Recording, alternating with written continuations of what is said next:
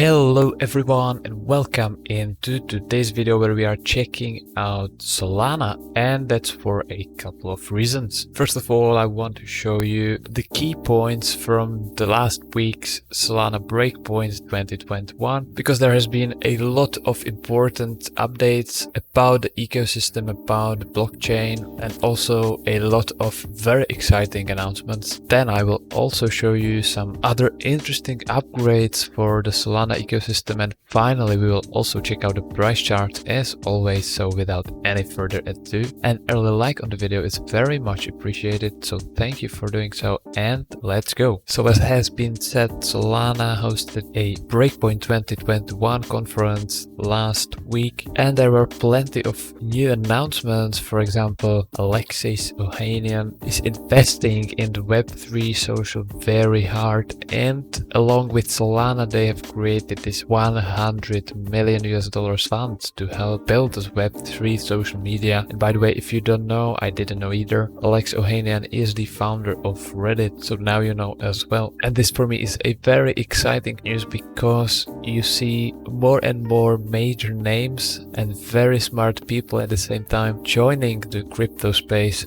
and trying to build the new exciting future on the blockchain. So that is very exciting in my opinion in regards to crypto in general, not just Solana. Then we had another big announcement, because Brave browser integrates Solana natively now. This was announced with Brandon Ike, who is, aside from being a co-founder of the Brave browser, also the OG creator of JavaScript. So a pretty smart guy, I would say. And also before working on the Brave browser, he worked on the Mozilla browser as well. So he has plenty of experience, and they even have their own Brave token, which is the basic attention token, short BAT. So an interesting move that they are expanding their line of tokens with Solana. And another very exciting partnership for me is the NDR joining Solana, because their founder Jules Urbach announced that the Render network would be integrating both Solana and Metaplex, and they even have their RNDR token to go with it, and it will now migrate to Solana in the near future. And why is it so exciting? Well, previously RNDR has been using blockchain to render animations and graphics for television and film studios like HBO, Netflix and Disney. So they are saying that now with Solana they will be able to use their same rendering power on your phone or tablet, which will bring you a photorealistic metaverse. So finally we are getting closer to some very exciting experiences here with the metaverse. Up until this point we've seen the likes of Decentraland, which is also a metaverse on the blockchain. However, in my opinion, it's much more closer to a game like Minecraft than it is to some realistic looking simulation. So this could be very interesting, and Solana will be a part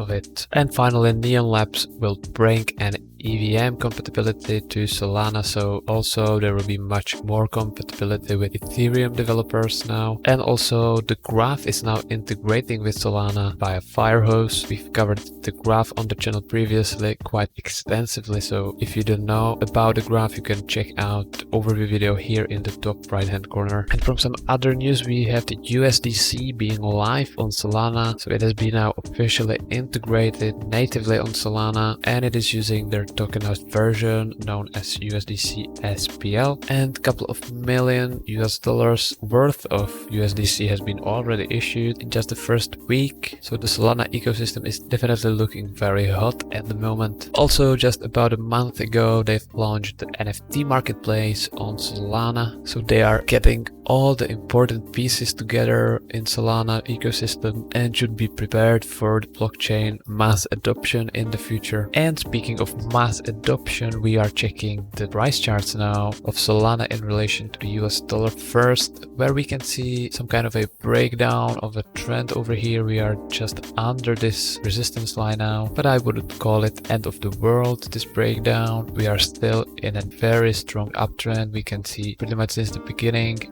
the Solana is following these lines pretty perfectly here, so very strong still. However, we can start to see some first signs of weakness in the momentum here. We had a lower low despite reaching a higher high here in the price compared to the previous top over here. So definitely it's losing some steam now, but it's normal. You cannot go in a straight line all the time, and now there will be even more support thanks to those moving averages. So the 50-day is now touching the price almost, and under there is also the 100-day moving average, which is very close to the support line. So there should be a plenty of support here if we drop any lower. And also checking out the Solana to Bitcoin ratio, we can see also kind of a break of trend over here. We've dropped below this support, or rather went sideways. However, again, there is a support from this 50-day moving average now, as this ratio is struggling a little bit with reaching new all-time highs here. We had two pretty similar peaks in this ratio. However, the second one had a